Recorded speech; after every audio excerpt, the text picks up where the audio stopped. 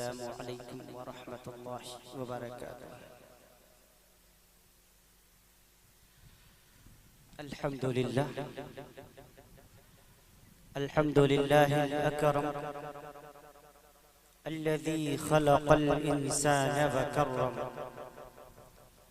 व अल्लमहु मिनल बयानि मा लम यअलम फसुब्हानल्लज़ी ला युहसम तिनालुहु बिल्लिसानि वला बिलक़लम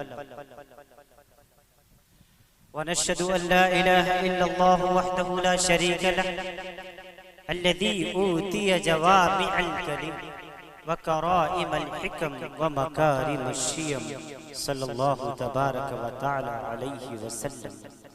अल्लाहु अकबर कबीरा ला ज़िद्द लहु वला निद्द लहु वला जौर लहु वला शिबह लहु वला हद्द लहु वला अद्द लहु वला हद्द लहु वला अद्द लहु वला कुफ़ लहु वला मिसाल लहु वला मिस्ल लहु। अम्मा बाद फ़क़द क़ाल अल्लाहु तआला अज़्ज़ व जल्ल फ़िल कलामिल मजीद वल फ़ुरक़ानिल हमीद। अऊज़ु बिल्लाहि मिनश शैतानिर रजीम। बिस्मिल्लाहिर रहमानिर रहीम। या अय्युहल्लज़ीना आमनू इदखुलू फ़िस्सिल्मि काफ़्फ़ा वला तत्तबिऊ ख़ुतुवातिश शैतान इन्नहु लकुम अदुव्वुम मुबीन। वक़ाल तआला फ़स्अलू अहलज़्ज़िक्रि इन कुन्तुम ला तअलमून। वक़ाल तआला बिस्मिल्लाहिर रहमानिर रहीम अलम नशरह लक सदरक व वदअना अन्का विज़रक अल्लज़ी अन्क़ज़ ज़हरक व रफ़अना लक ज़िक्रक। सदक़ल्लाहु मौलाना अज़ीम। अन अब्दुल्लाह बिन मसऊद रज़ियल्लाहु तआला अन्हु क़ाल क़ाल रसूलुल्लाह सल्लल्लाहु तआला अलैहि वसल्लम इन्न अक्तर ख़ताया बनी आदम फ़ी लिसानी। रवाहु अबू दाऊद। अन जाबिर क़ाल क़ाल रसूलुल्लाह सल्लल्लाहु तआला अलैहि वसल्लम मन कुन्न फ़ीहि यस्सरल्लाहु थुम्मा हत्फ़हु व अदख़िलहु जन्नतहु रिफ़्क़ुन बिद्दईफ़ व शफ़क़तुन अलल वालिदैन व इहसानुन इलल ममलूक। रवाहु इब्न माजा। अन उस्मान इब्न अफ़्फ़ान रज़ियल्लाहु तआला अन्हु क़ाल क़ाल रसूलुल्लाह सल्लल्लाहु तआला अलैहि वसल्लम खैरुकुम मन तअल्लमल क़ुरआन व अल्लमह। रवाहुल बुख़ारी। अन अबी दरदा रज़ियल्लाहु तआला अन्हु क़ाल क़ाल रसूलुल्लाह सल्लल्लाहु तआला अलैहि वसल्लम इन्नल आलिम ला यस्तग़फ़िर लहु मन फ़िस समावाति व मन फ़िल अर्ज़ हत्ता अल हीतान फ़िल मा। इन्नल उलमा वरसतुल अंबिया इन्नल अंबिया लम युअर्रिथू दीनारन वला दिरहमा इन्नमा वरसुल इल्म फमन अख़ज़हु अख़ज़ बिअज़्ज़िन वाफ़िर। रवाहु तिर्मिज़ी व इब्न माजा व अबी दाऊद व रवाहु अहमद औ कमा क़ाल रसूलुल्लाह सल्लल्लाहु तआला अलैहि वसल्लम।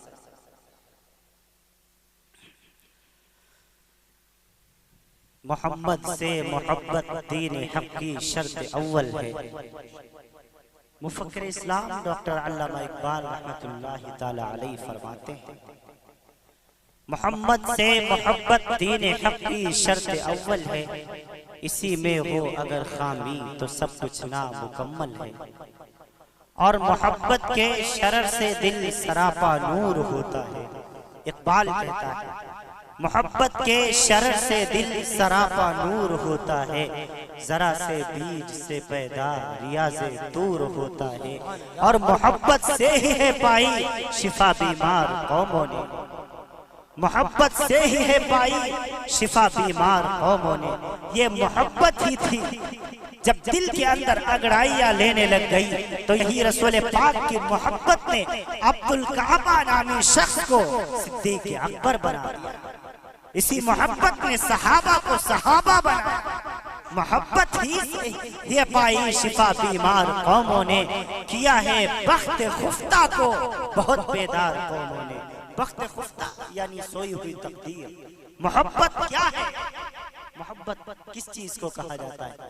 अभी आपने शेर के जरिए समाअत फरमाया शेखुल इस्लाम हज़रत मौलाना मुफ्ती मोहम्मद तकी उस्मानी मद्ददिल्लहुल आली से किसी ने पूछा, हजरत मोहब्बत क्या है, मोहब्बत किसे कहते हैं, इसकी आसान सी तशरीह क्या है, इसकी तफसीर क्या है।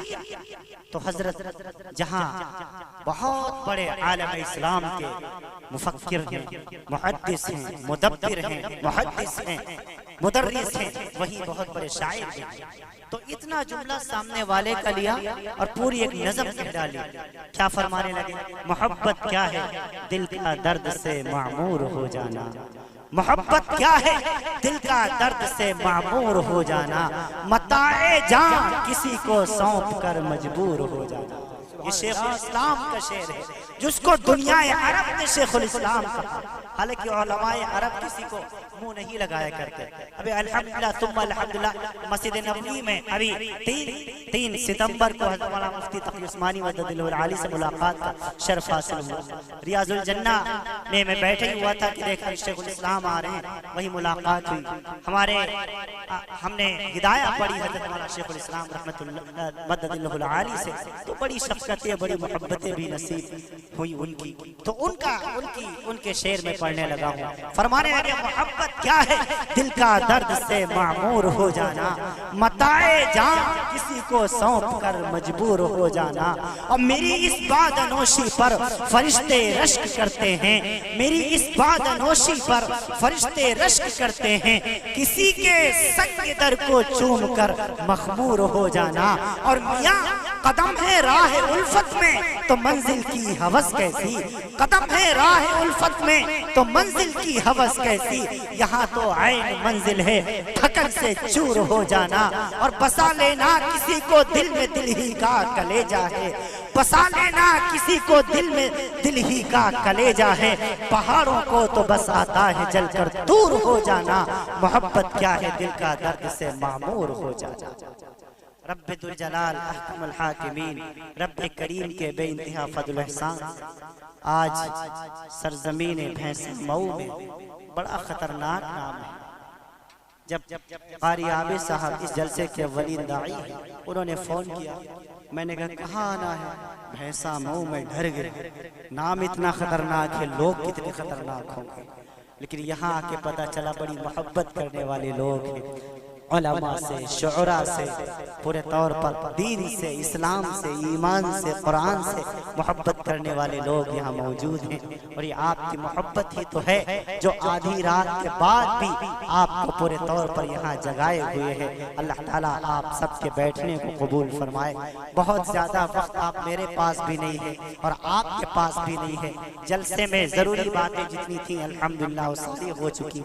बहुत थका हुआ हूँ, तकरीबन 17-18 रातें हो गई, अभी सोने को नहीं मिला। कल भी तकरीबन 3:45 बजे मैं पहुंचा। उसके बाद फिर मदरसा भी देखना, फिर उसके बाद दूसरे अगले सफ़र की तैयारी। लिहाजा बहुत देर तक तो मैं आप हजरात के दरमियान नहीं रह पाऊंगा। दुआ अल्लाह से ये कर लें कि जितनी देर 2, 4, 10, 15, 20 मिनट अल्लाह ताला बैठने की तौफीक अता फरमाए।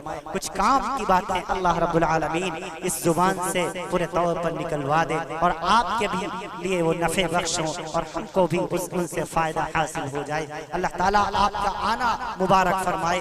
बड़ा अच्छा इंतजाम देख करके दिल खुश हुआ। हकमाला कारी सैयद शाह फैसल साहब दामत बरकातुहुल आलिया बड़ी मोहब्बत फरमाते हैं, अक्सर जलसों में मुलाकातें हो जाती हैं। अल्लाह ताला हज़रत कारी साहब को पूरे तौर पर अपनी शान के मुताबिक अज्र नसीब फरमाए। हमारे जितने अहबाब हैं, जितने मुहिब्बीन हैं, रब्बे करीम बड़ी दूर दूर से लोग आए हैं। अभी चंद रोज कब्ल में महोना में था, इटौंजा के करीब है, पता चला वहाँ से तकरीबन 100-150 लोग वहाँ से आए हुए हैं। और अतराफ से जितने जानने वाले पहचानने वाले बहुत से अहबाब मस्जिद में गए भी मुलाकात के लिए। अल्लाह सबका आना कबूल फरमाए। अल्लाह सबकी हाजिरी को शर्फ कबूलियत से नवाज दे और इस मजलिस को हम सबके लिए आखिरत में खैर का जरिया बनाए और नजात का जरिया बनाए। रबीउल अव्वल का माह मुबारक पूरे तौर पर जारी और सारी है। ये वही माह मुबारक है जिस माह मुबारक में इमामुल अंबिया अहमद मुश्तबा मोहम्मद मुस्तफ़ा सल्लल्लाहु अलैहि वसल्लम दुनिया में तशरीफ लाए। रसूल अरबी के दुनिया में तशरीफ लाने से पहले इस दुनिया का निजाम बड़ा गंदा था। चारों तरफ कुफ्र और शिर्क की जलालत फैली हुई थी। चारों तरफ लोग गुमराही के दलदल में फंसे हुए थे। काबतुल्लाह का मैं तवाफ कर रहा था, काबे का गिलाफ मेरी हाथों में था और मैं मकाम मुल्तज़िम पर मेरे दिल में ख्याल आ रहा था, ऐ रब्बे दुल जलाल, आज से 1446 साल पहले इसी काबतुल्लाह का नंगी औरतें तवाफ किया करती थी। आज से 1495 साल पहले रसूल अरबी के आने से पहले इसी खाने काबा के अंदर एक भाई दूसरे भाई के कत्ल का मंसूबा बनाया करता था। ऐ रब्बे दुल जलाल, ये वही बैतुल्लाह है, ये वही खाने काबा है, ये वही हरम मोहतरम है जिसके अंदर लोगों ने अपने अपने खानदान के बुत रखे हुए थे। ये बारिश बरसाने वाला बुत है, ये पूरे तौर पर रोजी देने वाला खुदा है। इब्ने असाकिर ने लिखा, तारीख मक्कतुल मुकर्रमा में इब्ने असाकिर ने लिखा और इब्न तारीख दमिश्क में लिखा, 360 से ज़ायद बुत इसी बैतुल्लाह के अंदर रखे हुए थे। रसूल अरबी के आमद से पहले इसी खाने काबा के अंदर पूरे तौर पर लोग शराब नोशी किया करते थे। शराब का चाल चलन आम था। दुनिया भटक रही थी, पूरे तौर पर हिदायत को तरस रही थी। ईसा अलैहिस्सलाम को इस धरती से गए हुए तकरीबन 600 साल का तवील तरीन अरसा गुजर चुका था। दुनिया एक हादी की तलाश में थी, दुनिया एक रहबर की तलाश में थी, दुनिया एक रहनुमा की तलाश में थी। रब्बे दुल जलाल ने करम किया और किस महीने में करम किया? इसी माह मुबारक में करम किया कि अपने महबूब किबरिया शहंशाह बतहा रसूल अरबी पैगंबर इस्लाम नबी एहतिशाम रसूल बुलंद मकाम साक़िए कौसर शाफ़िए महशर शाफ़िए रोज़े जज़ा इमामुल अंबिया अहमद मुस्तफ़ा मोहम्मद मुस्तफ़ा सल्लल्लाहु अलैहि वसल्लम को दुनिया में जलवा फरोज़ फरमाया। वो जब नबी आ गया, सारी दुनिया का निजाम सुधार दिया। अल्लाह रब्बुल आलमीन के फजल करम से रब्बे दुल जलाल का खास करम हुआ। मुझे वो गली देखने को इन गुनहगार आंखों से नसीब हुई जिस गली में इमामुल अंबिया सल्लल्लाहु अलैहि वसल्लम का घर। उस गली का नाम सुकुल लैल है। इब्न हिशाम ने अपनी तारीख में दर्ज फरमाया। मस्जिद हराम बैतुल्लाह से पूरे तौर पर जब सफा पहाड़ी से आप आएंगे, तकरीबन 100 मीटर चलेंगे आपको सुकुल लैल नामी गली नजर आएगी।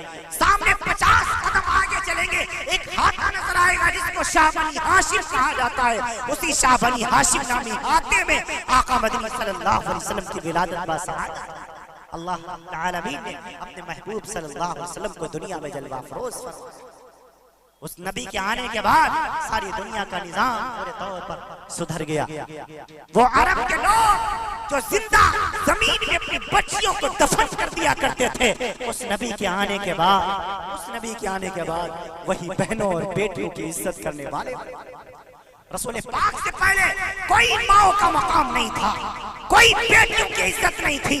हाँ, इन बेटियों को मकाम मदीने वाले आक रसूल के लाए हुए दीन से मिला। औरतों को की इज्जत करना ये मज़हब इस्लाम ने सिखाया हुआ है। मैंने 2020 में नहीं 2018 में मैंने कहा था, किसी पीएम के बनाए हुए कानून से हमारे घर की बहन बेटियों को इज्जत नहीं मिलेगी, औरतों को हक शरीयत के दिए हुए कानून से मिलेगा। देखो पार्लियामेंट के अंदर बिल पास किया जा रहा है महिला आरक्षण, आपने देखा होगा पूरे तौर पर 40% इसमें महिलाएं होनी चाहिए, औरतें होनी चाहिए। संसद भवन के अंदर, काउंसिल हाउस लखनऊ के अंदर, पार्लियामेंट दिल्ली के अंदर, इनको पता नहीं है ये जायज। संविधान लिखने वाला 7 जुबानों का माहिर था, भीमराव अम्बेडकर, डॉक्टर बाबा साहब भीमराव अम्बेडकर 7 जुबानों के माहिर थे। अरबी के माहिर थे, उर्दू के माहिर थे, इंग्लिश के माहिर थे, स्पेनिश के माहिर थे, पंजाबी के माहिर थे। 7 लैंग्वेज पर उनका उबूर हासिल था। ऐसे ही बोलते थे जैसे इनकी मादरी जुबान हो। उन्होंने संविधान ऐसे ही नहीं लिखा। 122 जो बड़े बड़े विद्वान थे जिनकी निगरानी में हमारा भारत का संविधान लिखा गया। इसके अंदर तमाम हुकूक पूरे तौर पर दर्ज कर दिए गए। आर्टिकल 47 इसी में बनाया गया। आर्टिकल 29 हमारे हुकूक की बात करता है। आर्टिकल 57 में हमारे हुकूक बताए गए। लेकिन गलत ये है आज का नौजवान पढ़ते ही नहीं पता उसको, ना अपने मुल्क हिंदुस्तान के बारे में उसको पता है, ना हिंदुस्तान के संविधान के बारे में पता है। मोबाइल अभी सबके हाथों में मोबाइल नजर आ रहे हैं, मोबाइल का फंक्शन तो खूब जानता है, एक एक फंक्शन के बारे में वो पूरे तौर पर गूगल मास्टर बना हुआ है, कंप्यूटर का ऑपरेटर बना हुआ है, हर चीज के बारे में उसे महारत है। लेकिन अगर संविधान के बारे में पूछ लो, हिंदुस्तान के बारे में पूछ लो, दीन के बारे में पूछ लो, इस्लाम के बारे में पूछ लो, अगर पूछ लो कितने आर्टिकल, पूरे तौर पर नहीं बता पाएगा हमारा नौजवान, क्यों? उसने पढ़ी नहीं। हालांकि ये सब चीजें तुम्हारे गूगल के ऊपर है। नौजवानों, मैं तुम्हें बेदार करता हूँ, तुम तालीम के मैदान में आओ। हर जगह तुम मार इस वजह से खा रहे हो क्योंकि तुम तालीम से कोरे हो चुके हो, तुम दीन से दूर होते चले गए, तुमने पढ़ाई बंद कर दी, तुमने लिखाई बंद कर दी। अरे अपने मुल्क हिंदुस्तान के बारे में पढ़ा, इस गूगल के ऊपर बहुत सी अच्छी चीजें भी मिल जाएंगी। मोबाइल के ऊपर, मोबाइल का गलत इस्तेमाल ज्यादातर नौजवान कर रहे हैं। अभी एक रिसर्च करने वाली कंपनी है अमेरिका के अंदर, उसने अभी रिसर्च किया बाकायदा, उसने अब एक रिपोर्ट जारी की अपनी नेट के ऊपर, और ये दर्ज है, आप सर्च करेंगे तो आपको मिल जाएगा कि कितने नौजवान, कितने लोग इस वक्त अपने मोबाइल के साथ उन्होंने नेट को कनेक्ट कर रखा है। उसने एक पूरे तौर पर रिपोर्ट दी कि मुल्क हिंदुस्तान के तकरीबन 67% नौजवानों ने अपने मोबाइल के साथ नेट को कनेक्ट कर रखा है, सोशल अकाउंट खोल रखे हैं, फेसबुक के ऊपर, यूट्यूब के ऊपर, ट्विटर के ऊपर, कंप्यूटर के ऊपर। उन्हें नहीं पता इस बात का। नौजवानों, इस मोबाइल का गलत इस्तेमाल ना किया करो। हमारा नौजवान रात, अगर सर्दी का मौसम होता है तो लिहाज के अंदर, अब गर्मी का मौसम होता है तो छत के ऊपर ये ख्याल करके अब अम्मा सो गई हैं, अब्बा सो गए हैं, बड़ी आपा सो गई हैं, अब्बाजी सो गई हैं, चलो इस पर बदतरीन किस्म के मनाजिर देखी जाएं, इस पर सीरियल देखी जाए, इस पर पिक्चरें देखी जाएं। लेकिन वो हमारा नौजवान भूल जाता है तुम्हारी माँ, तुम्हारे बाप, तुम्हारी आपा, तुम्हारी बहनों को पैदा करने वाला रब्बुल जलाल अभी भी जाग रहा है। ला ताखुदहु सिनतुन वला नौम, उस अल्लाह को नींद भी नहीं आती, उस अल्लाह को ऊँघ भी नहीं आती। तुमने अब्बा से तो छुपा लिया, अल्लाह से छुपा पाओगे? हाँ, एक दिन आएगा, कौन है जिसको मौत नहीं आएगी? इतने यहाँ सैकड़ों की तादाद में यहाँ लोग मौजूद हैं, कोई ये दावा कर सकता है कि वो मरेगा नहीं, वो दुनिया से जाएगा नहीं?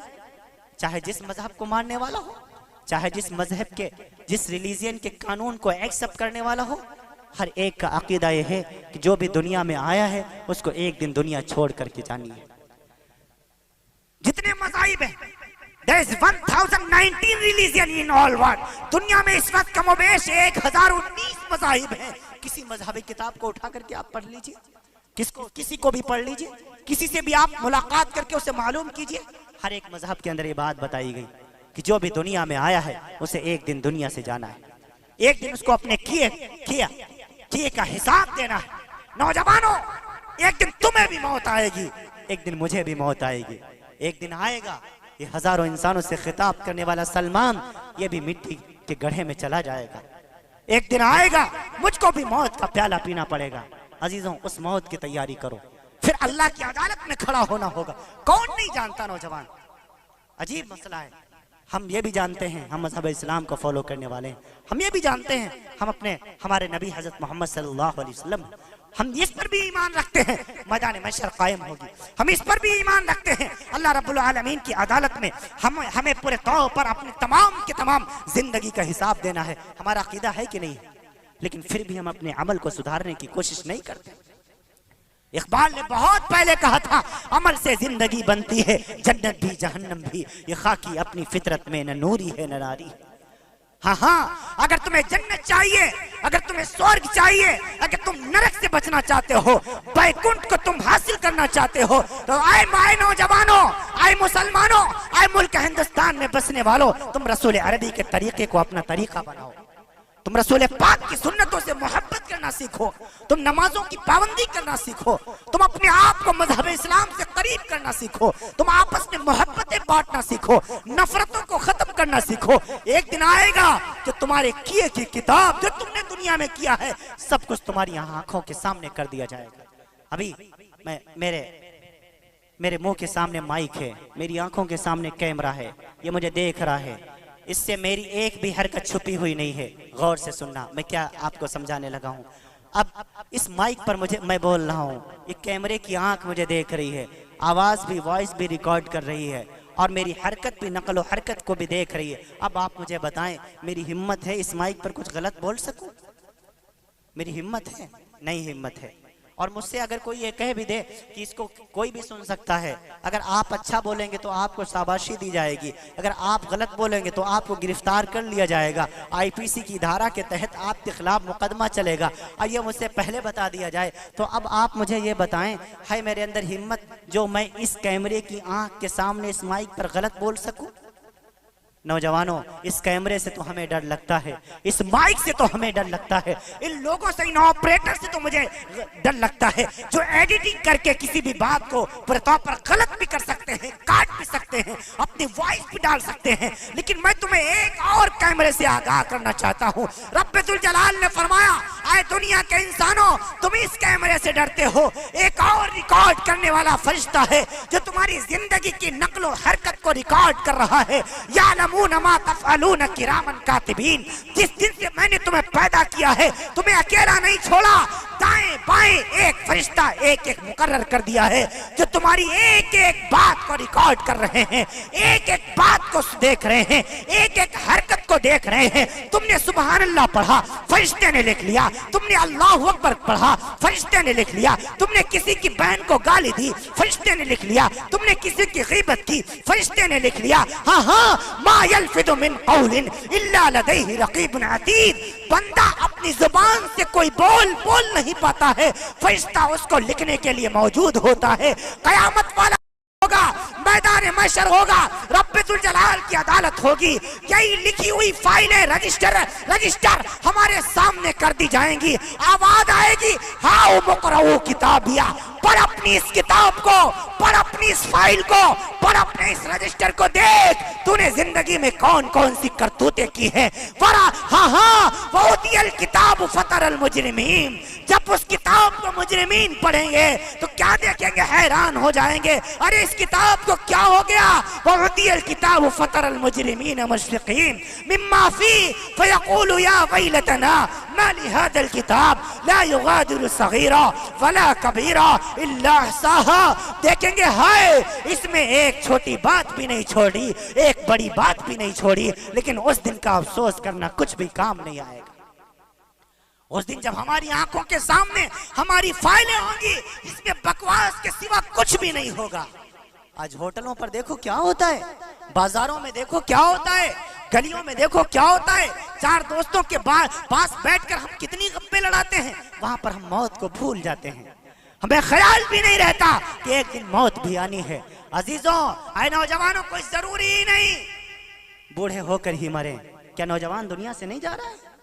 नौजवान भी जा रहे हैं, जवान भी जा रहे हैं, बच्चे भी जा रहे हैं, मर्द भी जा रहे हैं, औरतें भी जा रही हैं, कौन नहीं जा रहा। कितनी मर्तबा ऐसा हादसा पेश आ जाता है, एक्सीडेंट में। अभी 22 साल नौजवान है, अभी उसने कुछ भी दुनिया नहीं देखी, लेकिन जा बहक हो गया।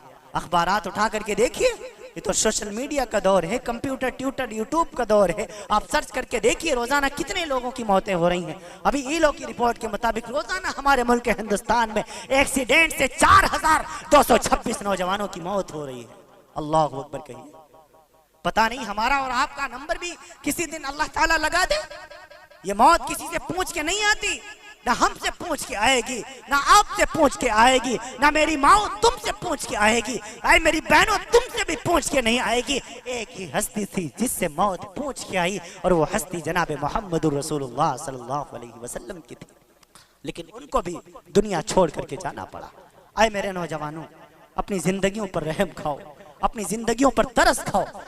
हाँ, बिल्कुल भी मायूस होने की जरूरत नहीं है, बिल्कुल भी घबराने की जरूरत नहीं है। ये मत सोचो कि अब हमारी बख्शिश का कोई सामान नहीं। रब्बुल जलाल बहुत माफ करने वाला है। खुद रब्बुल जलाल ने फरमाया, आए गुनहगारों, आए वो लोगों, कुल या इबादियल्लज़ीना असरफू अला अनफुसिहिम। हाय हाय हाय हाय, अगर आप अरबी समझते आपका दिल दहल जाता। अल्लाह क्या फरमाया, या इबादियल्लज़ीना असरफू अला अनफुसिहिम, आए मेरे वो बंदों, अल्लाह आए मेरे वो बंदो जिन्होंने मुझको नाराज करके अपनी जानों पर जुल्म कर लिया है, उनको भी बंदा कह रहा है, उनको भी प्यार कर रहा है। अल्लाह ताला क्या फरमाया, आए मेरे नाफरमान बंदो ला तक़नतू मिर रहमतिल्लाह, तुम मेरी रहमत से ना उम्मीद ना होना। इन्नल्लाह यग़फ़िरुज़्ज़ुनूब जमीआ इन्नहु हुवल गफ़ूरुर रहीम, बेशक अल्लाह ताला तुम्हारे गुनाहों को बहुत माफ़ करने वाला है। हाँ, अक्सर हमारे जिम्मेदार बैठे हैं, मैं इनसे गुजारिश करूँगा, मैं बहुत जल्दी अपनी बात ख़त्म करने वाला हूँ, बस चंद गुजारिशात, थका हुआ बहुत हूँ। मेरा दिल बिल्कुल भी बयान करने को नहीं चाह रहा था इतनी रात के बाद। मैंने बहुत गुजारिश की थी कि मुझे पहले मौका दे दी जाए, थका हुआ बहुत हूँ। 2 घंटे पहुँच करके कल फिर बहुत दूर नेपाल का सफ़र करना है। नेपाल में एक जगह गिरिडीह पड़ती है, वहाँ काठमांडू से ये तकरीबन 30 किलोमीटर की दूरी पे है। कल फिर अभी लखनऊ आना है, उसके बाद शाम के वक्त मेरी फ़्लाइट है, लखनऊ फिर आकर के फिर मुझे काठमांडू के लिए पहुँचना है। लिहाजा मैंने कहा भी, लेकिन गुजारिश मेरी नहीं कबूल की गई। बहरहाल मैं आप सबका शुक्रगुजार हूँ कि आप हजरात यहाँ मौजूद हैं। बस एक मैं आपसे अपील कर रहा हूँ कि बिल्कुल भी आप मायूस मत होइए, बिल्कुल भी परेशान मत होइए, बस आज ही से तौबा करके यहाँ से उठिए। मगरिबी बंगाल में एक शहर पड़ता है बड़ा खूबसूरत, दार्जिलिंग। अक्सर मेरा वहाँ जाना आना रहता है। एक वाक़या सुनाता हूँ, अभी ताज़ा वाक़या चंद सालों का है। सबसे पहली मरतबा मैं 2014 में दार्जिलिंग गया था मौलाना मुफ्ती सईद साहब की दावत पर। उसके बाद कोई ऐसा साल नहीं जिसमें मेरा जाना ना होता हो। हर साल दार्जिलिंग ज़रूर जाना होता है अल्लाह के फजल करम से। तो जब पहला सफ़र मैंने किया, बागडोगरा एयरपोर्ट से जो हजरात मुझे रिसीव करने आए थे अहबाब, दौरान सफ़र उन्होंने एक अजीब बात बताई। कहने लगे, हज़रत जहाँ आप जिस महल्ले में आज आपका दार्जिलिंग शहर के जिस महल्ले में आज आपका बयान है, वहाँ पे एक साहब ऐसे हैं जो आज से 15 साल पहले बहुत गुनाह करते थे। इतने गुनहगार थे, शराब की नशे में हर वक्त मस्त रहना, हर माँ बाप को गालियाँ देना, अपनी बीवी को मारना पीटना, एक वक्त की नमाज नहीं पढ़ते थे, रोज़ा तो रखते ही नहीं थे। सारी ज़िंदगी में एक मरतबा उन्होंने रोज़ा रखा था और उसका भी इफ्तार उन्होंने शराब के घूंट से किया था। अल्लाह अकबर, ये उनके मामलात थे। लेकिन अगर आज आप देखेंगे तो आप पहचान नहीं पाएंगे कि एक आलिम है कि गैर आलिम है। अब मैं बड़ा हैरान हुआ, मैंने कहा उनकी ज़िंदगी बदली कैसे? तो उन्होंने, बस यही मैं वाक़या आपको बताना चाहता हूँ, ज़रा हम भी ज़रा सोचें तो सही। जब एक ऐसा गुनहगार इंसान को अल्लाह ताला हिदायत दे सकता है तो हमें रब हिदायत क्यों नहीं दे सकता? बस इस वाक़े का मकसद यही है। मैंने कहा उनका नाम क्या है? कहने लगे, हज़रत उनका नाम अब्दुल मलिक है। मैंने कहा अच्छा, उनसे मुलाकात कैसे होगी? कहने लगे, अल्लाह ने ज़रिया पहले से बना दिया। जितने बाहर से ही उलमाए कराम आ रहे हैं, उनकी दावत, उनके खाने का इंतज़ाम आज अब्दुल मलिक भाई ही के यहाँ है। मैंने कहा अल्लाह अकबर, ये तो अल्लाह रब्बुल आलमीन का फजल है। मैं अब मैं जो उन्होंने बताया था कि आज से 15 साल पहले इतने गुनहगार थे, अब जब उनसे मुलाकात हुई अब्दुल मलिक भाई से, अब मैं उनके चेहरे को देख रहा हूँ और 15 साल पहले झांकने की कोशिश कर रहा हूँ। अब मैं हैरान हूँ कि इतना साफ शफाफ बिल्कुल बर्क कपड़े पहने हुए इंसान, चेहरे पर सुन्नत के मुताबिक दाढ़ी, सर पर अमामा, बेहतरीन जुब्बा और बेहतरीन लिबास, बेहतरीन चमचमाता हुआ चेहरा और पेशानी पर सजदे का निशान।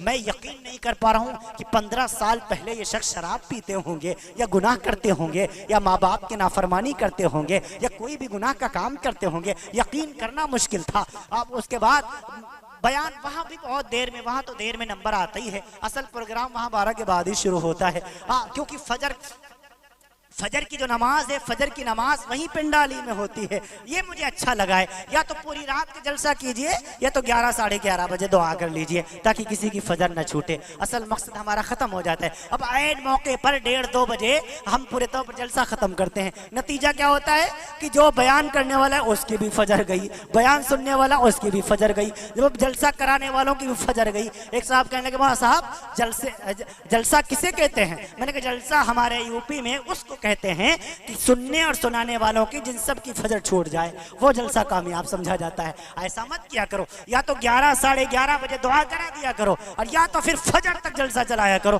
ताकि जितने यहाँ मौजूद हों उनको पूरे तौर पर परेशानी ना हो, दिक्कत ना हो और किसी की फजर न छूटे। वहाँ का माहौल मुझे अच्छा लगा। असल मुकर्रिर को वहाँ 2 बजे 2:30 बजे बिठाया जाता है और पूरे तौर पर 2-3 घंटे से कम वहाँ तो बयान नहीं होता। तो वहाँ फजर पढ़ी हमने और सुबह चूंकि 12:30 बजे बागडोगरा से मेरा पटना को फ्लाइट थी तो वक्त भी मेरे पास काफी था।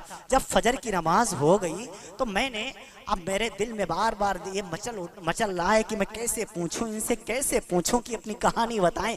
तो उन्होंने चाय मेरे सामने ला करके रखी और फिर खुद कहने लगे, हजरत आप यूपी से आए हैं, आप बहुत दूर से आए हैं, 3-4 हज़ार किलोमीटर का सफ़र करके, मैं आपको अपनी कहानी सुनाना चाहता हूँ। मैं तो इसी ताक में था ही कि कब हजरत शुरू हो, कब मैं सुनूं और सुन करके ज़रा थोड़ा सा इबरत हासिल करूं। मैंने कहा जी जी फरमाइए। तो कहने लगे, आज से 15 साल पहले मैं बहुत गुनहगार था, कोई ऐसा गुनाह नहीं था जो मैंने ना किया हो। शराब के नशे में हर वक्त मस्त रहना। उन्होंने मुझे कमरा दिखाया, कहने लगा जो अलमारियां आप देख रहे हैं, ये अलमारियों के अंदर शराब का कोई ऐसा ब्रांड नहीं था जो हमारे मुल्क हिंदुस्तान में बिकता हो और हमारे रूम में मौजूद ना हो।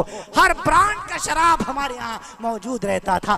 दिन रात हम शराब में मस्त रहते थे। हम माँ बाप को पूरे तौर पर गालियां दिया करते थे, उनको दुख दिया करते थे। कोई पड़ोसी मुझसे खुश नहीं था। मैं इस धरती के ऊपर सबसे ज्यादा अगर मुझे किसी से नफरत थी तो दीन से और दीन को के जानने वालों से, यानी उलमा से थी। जब भी मैं किसी आलिम को देखता मैं उसको गालियां देना शुरू कर देता था। हाँ, अल्लाह ने, मेरी अम्मा ने मेरे दीनदार घराने में शादी करा दी। मेरी बीवी बड़ी नेक थी, वो मेरे लिए रोया करती थी, अल्लाह मेरे शौहर को हिदायत दे दीजिए। लेकिन मेरे किस्मत में बहुत देर में हिदायत लिखी थी। अल्लाह ने मुझे एक बेटा अता फरमाया, उसका नाम हमारी माँ ने मोहम्मद रख दिया। सुभान अल्लाह, मोहम्मद रख दिया। लेकिन पता नहीं क्या हुआ, मेरा बेटा बचपन ही से गूंगा हो गया, वो जुबान से बोल नहीं पाता था। बड़े बड़े डॉक्टरों को दिखाया, कोलकाता के डॉक्टर, दिल्ली के डॉक्टर, पूरे हिंदुस्तान के डॉक्टरों को दिखाया, लेकिन मेरे बेटे की कुव्वते गोयाई वापस न आई। बस मुझे रब से गुस्सा हो गया। मैं अल्लाह को गालियां देने लग गया और मेरे पास मैंने अहद कर लिया, अब अपने बेटे की दवा नहीं करूंगा। और मैं दिन रात शराब के नशे में मस्त रहता था। मेरी माँ बहुत समझाती थी, मेरे वालिद बहुत समझाते थे, लेकिन मेरी समझ में कुछ नहीं आता था। मेरे बड़े भाई जो दीन से ताल्लुक रखते थे, उनका उलमा से ताल्लुक था। एक दिन उनके घर में किसी मौलाना साहब की दावत थी, उन्होंने मुझे भी बुलाया। मैं शराब के नशे में मस्त, एक बोतल अपनी बगल में दबा के और एक बोतल शराब की मुंह में लगा के मैं उस मजलिस में पहुंचा। वहां जब गया, उन्होंने मुझे सलाम किया, मैंने जवाब में नशे की हालत में उनको गालियां दी। उन बेचारे ने मुझे कुछ नहीं कहा। पूछा ये कौन है? मेरे बड़े भाई रोने लगे, कहने लगे ये मेरा भाई है, बहक गया है, अल्लाह ने इसे एक बेटा दिया है, वो बोल नहीं पाता है, जिसकी उम्र 10 साल की हो गई है, आप इसके लिए अल्लाह से दुआ कर दीजिए। उन्होंने फरमाया, मेरे करीब आए, कहा मियां अब्दुल मलिक, तुम दुनिया के डॉक्टरों को बहुत दिखा चुके, मेरा दिल करता है एक मर्तबा उस डॉक्टर से कह के देखो, एक मर्तबा उस अल्लाह की बारगाह में जा करके तो देखो, वो डॉक्टरों का डॉक्टर है, वो तुम्हारी पुकार जरूर सुन लेगा। तो हजरत जी मैं जानता ही नहीं था अल्लाह कौन होता है, क्योंकि मैंने कभी नमाज पढ़ी ही नहीं थी, मैंने तो कभी कोई दीन का काम किया ही नहीं था, मैंने तो कभी अल्लाह का नाम दिया ही नहीं था। मैंने शराब के नशे में कह दिया, अच्छा बताओ वो अल्लाह कहाँ मिलेगा? उन्होंने मुझे कह दिया कि वो मस्जिद में मिलेगा। पता नहीं क्यों उनकी ये बात मेरे इस दिमाग में घूमने लग गई। हालांकि मुझ पर शराब का नशा गालिब था, फिर भी मैं इसी हालत में मस्जिद की तरफ चल दिया। उस वक्त मेरे ऊपर नशे का जोर था। मैं मस्जिद में गया, ईशा का वक्त हो रहा था, मैंने सारे मस्जिद नमाजियों को मारना शुरू कर दिया। सब डर की वजह से भाग गए। मैंने अंदर से कुंडी बंद कर ली और शराब की दोनों बोतलें जो एक मेरे मुंह में लगी थी, एक बगल में दबी थी, इन दोनों बोतलों को हमने मिंबर के दाएं बाएं रख दिया और मैं सीधा चित लेट गया और नशे की हालत में बड़बड़ाने लगा, अल्लाह मैं तो तुझे नहीं जानता, लेकिन वो मौलाना कह रहा था तू सबकी सुन लेता है, तू मौजूद है, तू हर एक की पुकार सुनता है, तू शराबियों की भी सुन लेता है, गुनहगारों की भी सुन लेता है। अल्लाह मैं तो नहीं मानता, लेकिन वो मौलाना कह रहा था अगर तू मौजूद है तो मैं तुझसे दुआ मांगता हूँ, या तो तू मेरे बेटे मोहम्मद को जुबान दे दे या मेरी जान निकाल ले। कहने लगे सारी रात मैं बड़बड़ाता रहा। अब मेरी नशे की अब मेरा नशा भी कम हो रहा था। पता नहीं क्यों अब मेरी आंखों से आंसू जारी थे, पता नहीं क्यों अब मेरे दिल के अंदर अजीब सी बेचैनी थी, पता नहीं क्यों अब मेरी आंखें बह रही थी। हजरत जी ऐसा लगता था दिल के अंदर हिदायत का नूर दाखिल हो गया है, ऐसा लगता था रब हिदायत देने वाला है, ऐसा लगता था अल्लाह हमारे जिंदगी की काया पलटने वाला है। सारी रात में पड़ा रोता रहा और यही जुमला कहता रहा, अल्लाह अगर तू मौजूद है तो या तो मेरे बेटे मोहम्मद को जुबान दे दे या मेरी जान निकाल ले। सुबह का वक्त हो गया, अब मेरा नशा उतर चुका था। इतने में फजर की नमाज के लिए नमाजी आए, उन्होंने कुंडी बजाई, मैंने कुंडी खोल दी। अब मेरी नजरें शर्म की वजह से झुकी हुई थी, मैं उनकी आंखों से आंखें नहीं मिला पाया। मैंने वो शराब की बोतलें उठाई और उन्हें बाहर आकर के नाले में डाल दी। फिर सीधा कब्रिस्तान की तरफ गया, माँ की कब्र पर बैठ करके रोने लगा, अम्मा जान मैं अल्लाह का गुनहगार बंदा था, अल्लाह से माफी मांग आया हूँ। अम्मा जान मैं तेरा गुनहगार बेटा हूँ। अम्मा जान नशे की हालात में मैं तुझे गालियां दिया करता था, तुझे मारा पीटा करता था, तुझे बुरा भला कहा करता था। अम्मा जान उस अल्लाह से तो माफी मांग चुका, बस आपके कब्र पे आपके दर पे पूरे तौर पर माफी की भीख मांगने आया हूँ। अम्मा जान अपनी माफी की मोहर लगा दीजिए, शायद उस अल्लाह को तरस आ जाए, शायद उस अल्लाह को रहम आ जाए। अम्मा की कब्र पर रो धोकर अब्बा की कब्र पर गया। इतना कहते कहते भाई अब्दुल मलिक की आंखें बहने लग गई, रोने लग गई। हजरत जी अब्बा की कब्र पे गया और कब्र से चिमट के यूं मासूम बच्चे की तरह रोने लग गया। अब्बा जान मैं अल्लाह का गुनहगार बंदा था, अल्लाह से माफी मांग ली। अम्मा का गुनहगार बेटा था, अम्मा से माफी मांग ली। अब्बा जान मैं तेरा भी गुनहगार हूँ, आज तेरी कब्र पर तेरा गुनहगार बेटा आया हुआ है। आए अब्बा जान मुझे माफ फरमा दीजिए, माफी की मोहर लगा दीजिए ताकि रब्बे दुल जलाल को रहम आ जाए, अल्लाह की जात को तरस आ जाए, शायद वो मेरे गुनाहों को माफ कर दे। हजरत जी अम्मा अब्बा की कब्र पर रोकर अब घर की तरफ चलने की बारी थी, लेकिन मेरे कदम नहीं उठ रहे थे। मेरे दिल में बार बार आ रहा था, हाय अब बीवी की नजरों से नजरें कैसे मिलाऊंगा, अब उसका सामना कैसे करूंगा। लेकिन घर तो जा नहीं था, घर तो जा नहीं था। मैं पूरे तौर पर बोझिल कदमों को उठाता हुआ घर की तरफ चला हूँ। अभी गेट के अंदर दाखिल नहीं हुआ कि मेरी 5-6 साल की बेटी जिसका नाम साइमा था दौड़ी हुई आई और मेरे कदमों में लौटने लग गई। कहने लगी अब्बा जान मुबारक हो, अल्लाह ने आपकी दुआ कबूल फरमा ली है। भैया मोहम्मद बोलने लगा है, अल्लाह ने भैया को जुबान दे दी है। हजरत जी मैं घर नहीं गया, मैं अपनी बिटिया से चिपट के खूब रोया। मैंने कहा बेटी मैं घर ऐसे नहीं जाऊंगा, पहले जाओ गम्मी से मांग के पहले मेरे अच्छे कपड़े लेके आओ। मैंने एक बाल्टी मंगाई, एक मग मंगाया, मैंने पूरे तौर पर ना बाहर नल पे आया और आकर के गुस्ल किया, अच्छे कपड़े पहने। फिर उन्हीं मौलाना साहब को तलाश करता हुआ तर्क कर रहा हूँ। मैंने वो हजरत के कदमों में अपना सर रख दिया, हजरत जी मुझे माफ फरमा दीजिए, आप सही कहते थे, अल्लाह गुनहगारों की भी सुन लेता है, अल्लाह शराबियों की भी सुन लेता है, अल्लाह पूरे तौर पर बेनमाजियों की भी सुन लेता है। हमने अल्लाह को पुकारा, दुनिया के डॉक्टर जिस बेटे को न ठीक कर पाए हो उस डॉक्टर ने एक लम्हे में मेरे बेटे को जुबान अता फरमा दी। हजरत जी मैं उस अल्लाह का शुक्र अदा करना चाहता हूँ, मुझे बताओ अल्लाह को सजदा कैसे किया जाता है। हाय हाय हाय, वो अब्दुल मलिक कितना मासूम था जिसको अल्लाह को सजदा करना भी नहीं आता था। हजरत मौलाना साहब उसे मस्जिद में लेकर के गए, सजदा करना सिखाया, ऐसे सजदा किया जाता है। अब्दुल मलिक कहने लगे मैं सजदे में गया और खूब रोया और रो करके दुआएं मांगी, अल्लाह का शुक्र अदा करता रहा और कहता रहा है अल्लाह अगर तू मेरे 10 साल के बाद मेरे बेटे मोहम्मद को जुबान दे सकता है तो क्या मुझ गुनहगार को ईमान नहीं दे सकता। आय अल्लाह जिस तरीके से तूने मेरे बेजुबान बेटे को जुबान अता की है, आय मेरे अल्लाह मैं तेरे दर पर सर रखकर भीख मांगता हूँ, आय अल्लाह मुझ गुनहगार को ईमान की दौलत अता फरमा दीजिए। खूब दुआ मांगी और जब घर आया, अब घर की तरफ चलने की बारी थी, उधर घर रो धो करके जब घर की तरफ आया, उधर मेरी बीवी मेरे बेटे को लेकर के इस्तकबाल में बाहें फैलाए हुए खड़ी थी। हजरत जी मेरी नजर मेरे बेटे पर पड़ी। मेरे बेटे ने जैसे ही मुझे देखा उसकी आंखों से उसकी आंखें बहने लगी, आंखों से आंसू आ गए। और मेरे बेटे ने पहला जुमला जो अपनी जुबान से निकाला है वो था, अब्बू जान अस्सलामु अलैकुम व रहमतुल्लाह। हजरत जी वो बाप जिस बाप के कान 10 साल तक अपने बेटे के मुंह से लफ्ज अब्बू कहने को तरसे हो, उस बाप के कानों ने जब पहली मर्तबा अपने बेटे की जुबान से अब्बू का लफ्ज सुना होगा तो दिल में कैसा महसूस हुआ होगा, इसको अल्फाज में नहीं सिर्फ दिल में महसूस किया जा सकता है। हाँ, मैंने कहा वालेकुम अस्सलाम। अब बेटे की तरफ बढ़ा, बेटा अपनी अम्मी का हाथ छुड़ाकर मेरे करीब आया, मुझसे लिपट गया, मैं खूब रोया। अब मेरे बेटे के कंधों पर मेरा सर था, लेकिन मेरी हिम्मत नहीं हो रही थी कि मैं नजरें उठाकर अपनी बीवी की आंखों से आंखें मिला सकूं, उसको देख सकूं। मैंने हिम्मत जुटाकर अपने बेटे के कंधे पर सर रखे यूं नजरें उठाई। मैंने अपनी बीवी को देखा, वो मासूम सा चेहरा मेरी आंखों के सामने खड़ा था।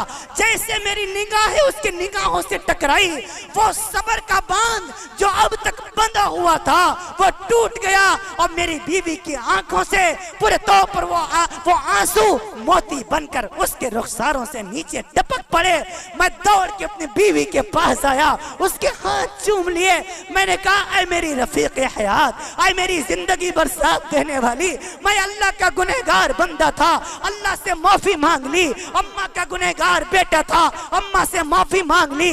अब्बा का गुनहगार बेटा था, अब्बा से माफी मांग ली। ऐ मेरी रफीक हयात, ऐ मेरी बेगम साहबा, ऐ जिंदगी भर मेरा साथ देने वाली, मैं तेरा भी गुनहगार शोर हूँ। हाँ, शराब के नशे में मैं तुझे गालियां दिया करता था, तू मेरे लिए रोटियां बनाया करती थी। हाँ, मैं शराब के नशे में पूरे तौर पर कीचड़ में लथपथ के घर आता था, तू मेरे कपड़े साफ किया करती थी, मैं तुझको भी गालियां दिया करता था, तेरे घर वालों को भी गालियां दिया करता था, तो भी मुझे माफ फरमा दीजिए। बीबी रोने लग गई, कहने लगी, अजी क्या कहते हो, आप ही की वजह से तो मेरी जिंदगी है, आप मेरा सब कुछ हो, मुझे आपसे कोई गिला नहीं है। बस एक वादा करो कि आज के बाद शराब नहीं पियोगे, आज के बाद नशा नहीं करोगे। मैंने अपना हाथ रखा और बीबी के हाथ पर हमने वादा किया, ऐ मेरी रफीक हयात, मैं वादा करता हूँ आज के बाद शराब पीना तो दूर की बात, शराब को इन आंखों से भी नहीं देखूंगा। फिर हमने हाथ रखा, उसके ऊपर हमारी बीबी ने हाथ रखा, उस पर हमारे बेटे ने हाथ रखा, फिर हमारी बेटी ने हाथ रखा और हम सब ने एक अहद किया। आए मेरे घर वालों, हम सब आज के बाद अहद करते हैं, कसम खाते हैं, इरादा करते हैं, ये वादा करते हैं, आज के बाद अपने अल्लाह को नाराज नहीं करेंगे, आज के बाद नमाजें नहीं छोड़ेंगे, आज के बाद रोजा नहीं छोड़ेंगे, आज के बाद कोई रब को उनकी नाराजगी के काम नहीं करेंगे। हजरत जी हमने वादा किया कि जिस अल्लाह ने मेरे बेटे मोहम्मद को जुबान दी है, सबसे पहले अपने इस बेटे को उस अल्लाह का कुरान पढ़ाएंगे। अल्हम्दुलिल्लाह हमारा बेटा कुरान करीम का हाफिज बन चुका है और अभी आलिमत का कोर्स कर रहा है, 3री जमात का इम्तिहान दे करके घर में आया हुआ है। आए मुसलमानों, मियां अब्दुल मलिक ने तो वादा कर लिया, अहद कर लिया, हम कब अहद करेंगे अल्लाह से कि अब नमाजें नहीं छूटेंगी? हम कब वादा करेंगे अपने घर वालों से कि अब पूरे तौर पर अल्लाह को नाराज करने का कोई काम नहीं करेंगे? इस जलसाए सीरतुन नबी इस्लाह मुआशरा से उठ करके घर जाइएगा, अगर बेगम साहिबा है उनको बुलाइएगा, उनका हाथ पकड़िएगा, बेटी का हाथ रखवाइएगा, बेटों का हाथ में हाथ लेकर के अहद कीजिएगा, इंशाअल्लाह आज के बाद कोई गुनाह के काम नहीं करेंगे। कहो इंशाअल्लाह आज के बाद अपने अल्लाह को नाराज नहीं करेंगे, आज के बाद माओं को नहीं सताएंगे, आज के बाद हमारी वजह से वालिद की आंखों में आंसू नहीं आएंगे, आज के बाद हमारी वजह से हमारी बहनों का सर शर्म से नीचे नहीं होगा। हम अहद करके जाएं।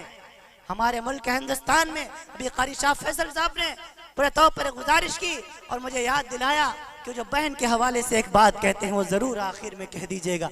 अब वक्त काफ़ी हो चुका, दिल तो नहीं करता है, क्योंकि ये बहन का मौजू बड़ा हसास मौजू है और बड़ा वसीअ मौजू है। इस पर गुफ्तगू करने के लिए तकरीबन 1 से 1.5 घंटा सिर्फ इस मौजू पर मुख्तसर सी रोशनी डालने के लिए चाहिए। वक्त बहुत ज़्यादा हो रहा है, मैं मुख्तसर अर्ज किए देता हूँ। हमारे मुल्क हिंदुस्तान के अंदर बहनों के साथ बहुत ज़्यादती हो रही है। अल्लाह रब्बुल आलमीन के फजल करम से अल्लाह ताला ने हमें मौका अता फरमाया। अभी 22 अगस्त को मदीनतुल मुनव्वरा मक्कतुल मुकर्रमा हाज़री का शर्फ हासिल हुआ। वहाँ के हमारे कुछ दोस्त थे, कुछ नौजवान साथी थे। 23-24 अगस्त को ताइफ की सरजमीन पर जाना अल्लाह ताला ने नसीब फरमाया। वहाँ के कुछ शयूख ने पूरे तौर पर यूट्यूब के जरिए से हमारा पैगाम बहनों के हवाले से सुना होगा। उन्होंने मुझसे गुजारिश की कि आप हमारे यहाँ मस्जिद में इसका अरबी में का ट्रांसलेशन कर दीजिए, ताकि हमारी बहनें भी सुन ले कि हमारी शरीयत का पैगाम बहनों के हवाले से है। अल्लाह का फजल है, जहाँ पर शेखुल इस्लाम हज़रत मौलाना हुसैन अहमद मदनी रहमतुल्लाह अलैह का दर्स लगा करता था, उस वहाँ पर आगे रोज़े रसूल के ठीक सामने, गुंबद खजरा के ठीक सामने, उस वहाँ पर अभी इस वक्त शेख सईद अन-नूर मद्ददिल्लाहुल आली, जो मिस्र के बहुत बड़े अल्लाह वाले हैं, उनका वहाँ पे दर्स लगता है।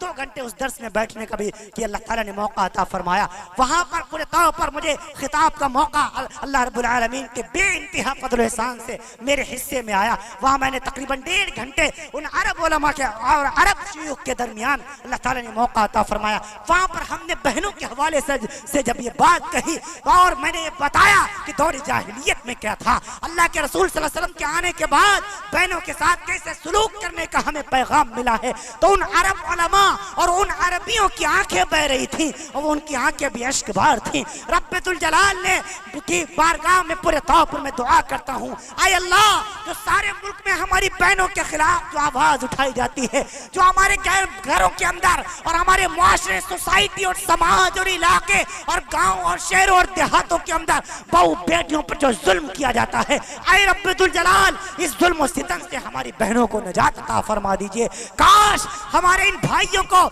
मदीने वाले रसूल का वो पैगाम पहुंच जाता जो मेरे नबी सल्लल्लाहु अलैहि वसल्लम ने अता फरमाया। मैं अर्ज कर दूं आपसे, बहन का बड़ा ऊंचा मकाम है आज, जिसको हम बहुत हकारत की निगाह से देखा करते हैं। बस शादी कर दी, ब्याह कर दिया, अब वो अपने ससुराल पहुंच गई, बस खबरगिरी करना छोड़ दिया उसका। नहीं, हम उसकी खबरगिरी करते, बहना तूने खाना खाया है कि नहीं खाया है, बहन तुझे ईद में पूरे तौर पर तेरे कपड़े बने हैं कि नहीं बने हैं, बहन पूरे तौर पर इस बार ईद के मौके पर तेरे बच्चों के कपड़े बने हैं कि नहीं बने हैं। एक मर्तबा भी पूछना हम पूरे तौर पर ये मुनासिब नहीं समझते। ये हमारा ज़मीर कहाँ मर गया है। एक दौर था जब बहनें अपने भाइयों से बहुत प्यार किया करती थी और बहनों को और भाइयों को बहनों से बड़ा प्यार हुआ करता था। मुझे अपना बचपन याद आता है, जब मैं छोटा सा था, हमारी बहनें गोदी में बिठाकर अपना लुकमा बना करके पूरे तौर पर खिलाया करती थी। हम उनके एहसानात क्यों भूल गए? यही बहनें होती हैं जब घर में पूरे तौर पर अब्बा जान कोई चीज खाने की बाजार से लाते थे, बहनों का हिस्सा अलग लगता था, भाइयों का हिस्सा अलग लगता था। हाँ, हम अपने हिस्से में से बहनें भी हिस्सेदार भाइयों को बना लिया करती थी, अपना हिस्सा भी भाइयों को दे दिया करती थी। हम ये सब क्यों भूल जाते हैं? इसको हम याद रखा करें।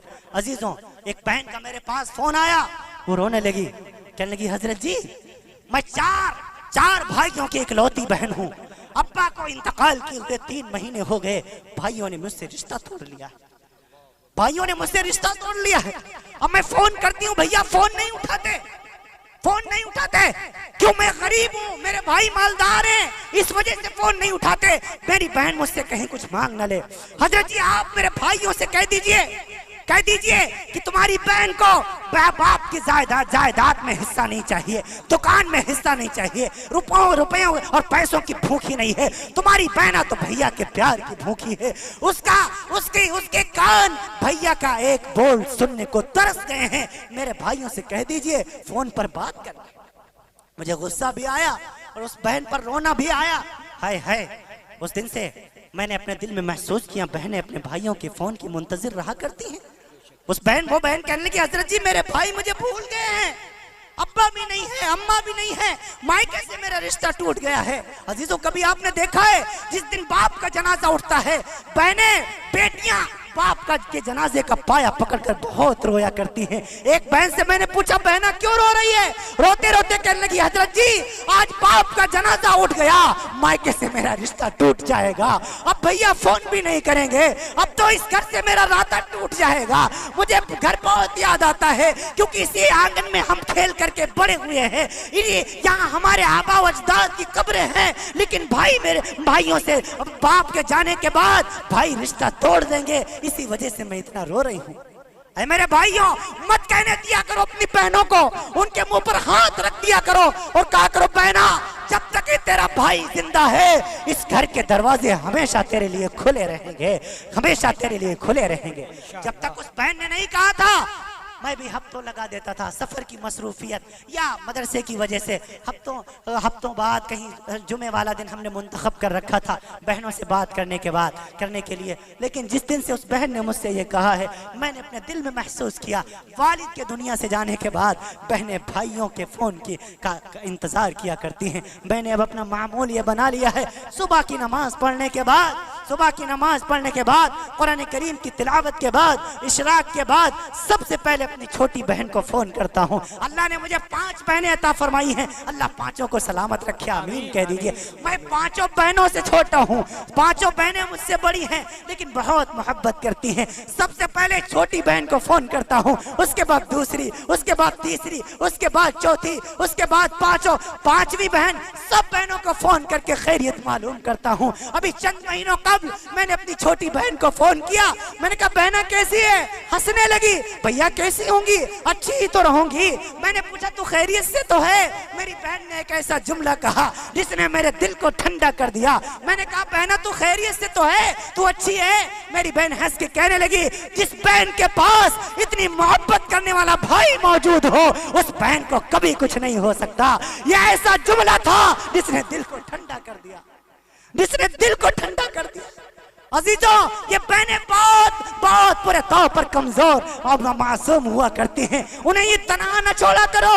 ईद का मौका आता है, आप अपनी बीवी के लिए जहाँ पूरे तौर पर 10,000 का सूट बनवाओ, मुझे कोई गिला नहीं है, लेकिन मैं आपसे पूरे तौर पर यह अपील करता हूँ, कम से कम एक 500 का जोड़ा जरूर अपनी बहन को गिफ्ट कर दिया करो। करोगे इंशाल्लाह?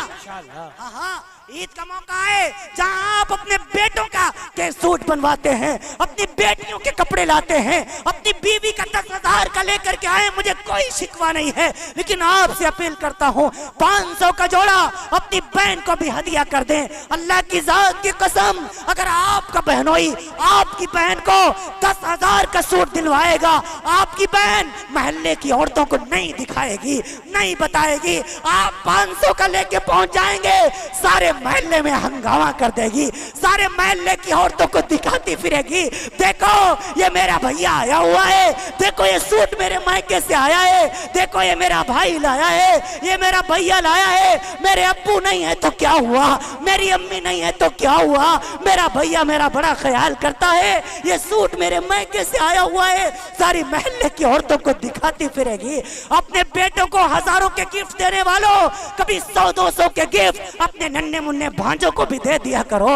हाँ, आपका बेटा हजारों के गिफ्ट पाने के बाद भी एक मर्तबा आपको थैंक्स न कहेगा, लेकिन अगर आप अपने नन्हे मुन्ने भांजों को 100-200 के खिलौने ले दोगे, 100-200 के शूज ले दोगे, कपड़े ले दोगे, आपके पीछे पीछे चलेंगे, देखो ये मेरा मामा आया है, मेरे लिए खिलौने लाया है, मेरे लिए कपड़े लाया है, मेरे लिए शूज लाया है, मेरी नानी नहीं है, मेरे नाना नहीं है, लेकिन मेरा मामू मुझसे बड़ा प्यार करता है, ये मेरे लिए ये खिलौने खरीद के लाया है।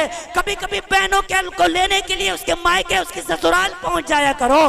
बहना बहुत दिन हो गए तू घर नहीं चली है, अब्बा के जाने के बाद चलो घर रह करके आए।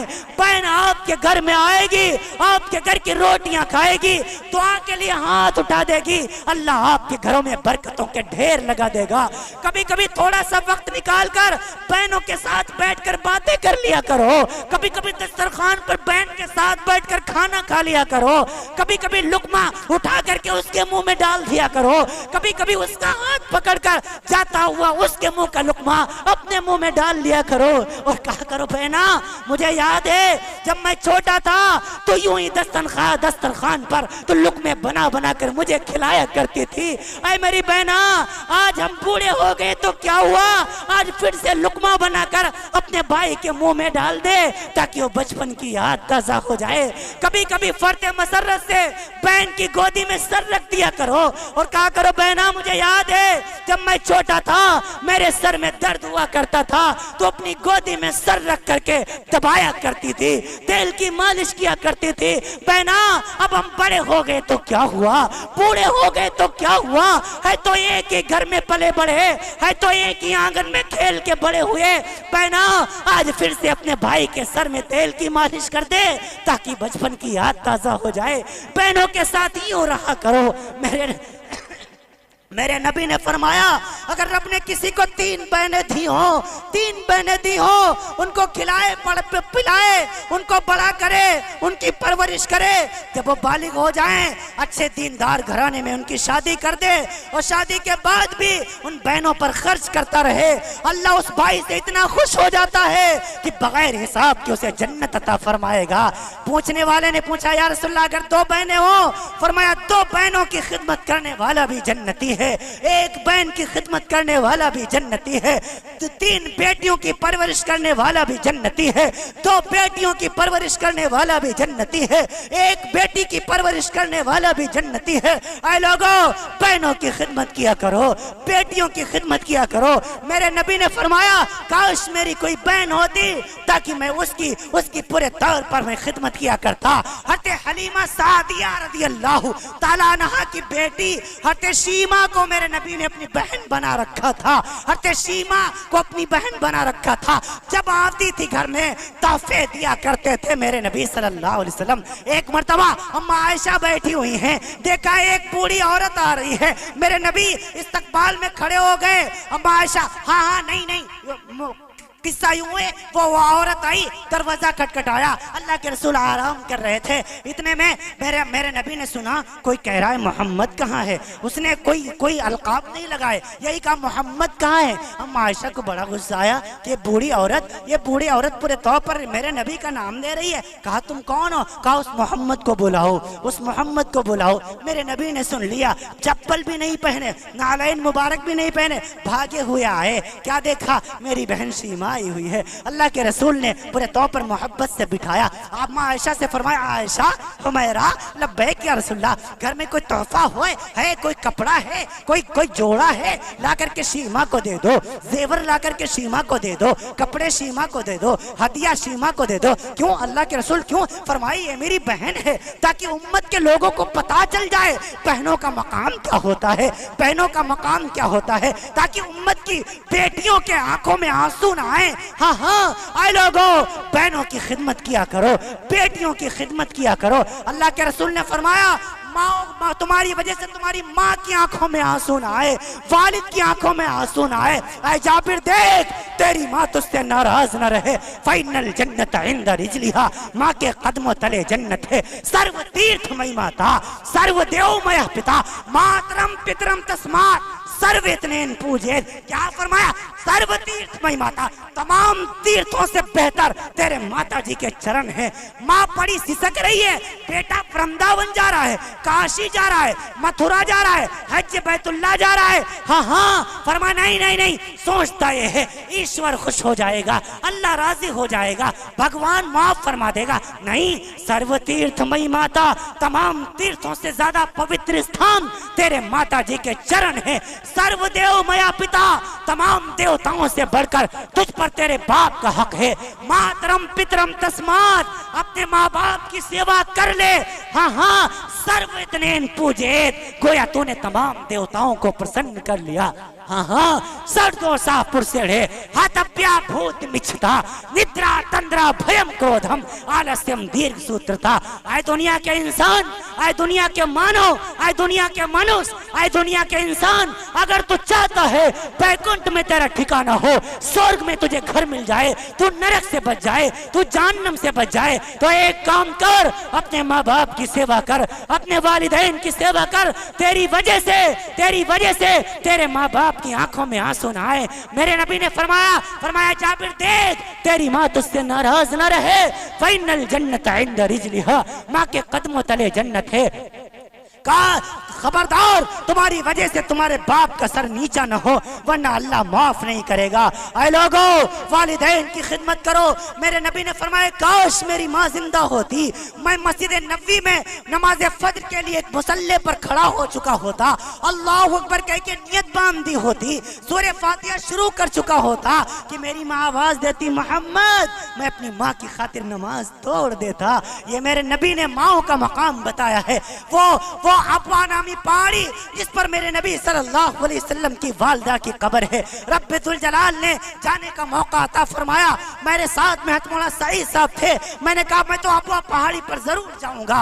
वो 400 फीट ऊंची अबवा पहाड़ी जिस पर मेरे नबी सल्लल्लाहु अलैहि वसल्लम की वालिदा की कब्र, मैं खड़ा होकर के पूरे तौर पर मेरे रोए झिझक रहे हैं, अंदर से रोया तड़प रहा है। आए रब्बे दुल जलाल, आज जब इतना आज से 1445 साल पहले जब तेरा हबीब 6 साल की उम्र में यहाँ अपनी अम्मा की खातिर तड़पा होगा, उस वक्त कैसा मंजर होगा। मेरे नबी 6 साल के हैं, अम्मा चली गई। पैदा होने से पहले ही अब्बा का इंतकाल हो गया।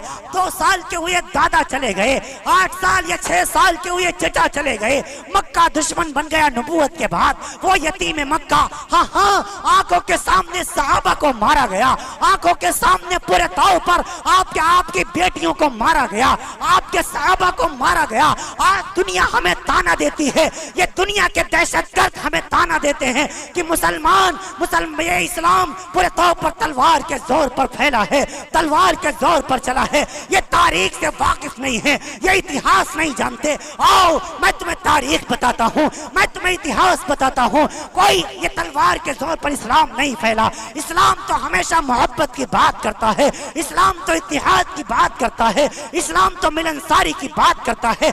मक्कतुल मुकर्रमा के हालात देख लीजिए। आज से 1211 साल पहले इमाम मोहम्मद इब्न साद रहमतुल्लाह अलैहि ने अपनी तबकात इब्न साद की 4थे जिल्द के अंदर पूरे तौर पर मक्कतुल मुकर्रमा के संगीन कुन हालात का तज़किरा किया है। अल्लामा जरीर तबरी रहमतुल्लाह अलैहि ने अपनी तारीख में दर्ज फरमाया है। पढ़िए तारीख तबरी, पढ़िए तारीख जुरजान, पढ़िए तारीख इब्न हिशाम, पढ़िए तबकात इब्न साद, पढ़िए तारीख इब्न दमिश्क, पढ़िए तारीख दमिश्क, पढ़िए मक्कतुल मुकर्रमा की तारीख। रसूल पाक सल्लल्लाहु अलैहि वसल्लम ने 10 साल कैसे गुजारे हैं। मेरे नबी की आंखों के सामने मेरे नबी के सहाबा को मारा गया, अम्मार इब्न यासिर की वालिदा का कत्ल कर दिया गया। मेरे नबी ने तलवार उठाने की इजाजत नहीं दी। हज़रत सुहैब रज़ियल्लाहु अन्हु को जमीन पर घसीटा गया, नबी ने तलवार उठाने की इजाजत नहीं दी। बिलाल हबशी को मक्के की गलियों में मारा गया, तपते हुए रेत पर घसीटा गया, रसूलुल्लाह ने तलवार उठाने की इजाजत नहीं दी। रसूलुल्लाह सल्लल्लाहु अलैहि वसल्लम के दोहरे दामाद, दो बेटियों के शौहर उस्मान गनी को चटाई का धुआं दिया गया, रसूलुल्लाह ने तलवार उठाने की इजाजत नहीं दी। सिद्दीक अकबर को काबा में मारा गया, मेरे नबी ने तलवार उठाने की इजाजत नहीं दी। अम्मार इब्न यासिर की वालिदा को कत्ल कर दिया गया, मेरे नबी ने तलवार उठाने की इजाजत नहीं दी। ये इस्लाम की तारीख नहीं जानते। इस्लाम हमेशा मोहब्बत की बात करता है, इस्लाम इंसानियत की बात करता है, इस्लाम पूरे तौर पर आदमियत की बात करता है। इस्लाम का पैगाम मोहब्बत है, इस्लाम का पैगाम इंसानियत है, इस्लाम का पैगाम शफकत है, इस्लाम का पैगाम चाहत है। इस्लाम दहशत को पसंद नहीं करता, इस्लाम आतंक को पसंद नहीं करता, कोई आतंकवादी को सपोर्ट नहीं करता। हाँ, और मजहबी किताबों को उठा करके देखिए, ऋग्वेद पढ़ेंगे, इंद्र का में वेद शहनवी चरा जमनू माए दगा शकर दी सरवात ने हन्ना दरिया। आप थाड़ो रूपान वर्धमान महावीर को मारने वाले, इनकी मजहबी किताब का नाम थाड़ो रूपान है, उसको पढ़िए क्या पैगाम मिलता है।